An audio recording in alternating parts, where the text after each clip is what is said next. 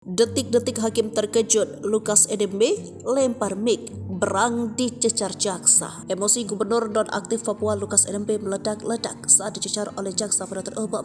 Komisi Pemberantasan Korupsi soal penukaran uang kepada seorang bernama Domi Yamamoto. Lukas yang duduk di depan majelis hakim yang diperiksa sebagai terdakwa kasus dugaan suap dan gratifikasi, bahkan sampai melempar mikrofon atau pengeras suara yang dipegangnya. Peristiwa ini terjadi ketika jaksa KPK bertanya soal kegiatan penukaran uang yang melibatkan gubernur nonaktif Papua itu dengan Domi Yamamoto. Penukaran uang itu juga kerap dilakukan Lukas NMB melalui ajudannya. Pertanyaan ini pun dipertegas oleh Ketua Majelis Hakim Rianto Adam Ponto. Hakim ikut mencecar Lukas NMB soal penukaran uang tersebut. Setelah itu, jaksa KPK terus mencecar Lukas NMB soal penukaran uang dalam bentuk dolar Singapura.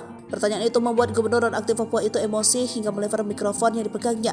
Hakim Ketua Rianto Adam Ponto pun menenangkan Lukas NMB. Hakim mengingatkan kepada jaksa soal hak ingkar yang dimiliki Lukas sebagai terdakwa. Melihat Lukas NMB emosi, hakim pun menjeda sidang. Usai hakim mengetuk palu sidang untuk menjeda, tim penasihat hukum Lukas NMB pun menenangkan kliennya. Ketua tim hukum Lukas NMB, Oce Kaligis, bahkan meminta tensi dari kliennya untuk dicek.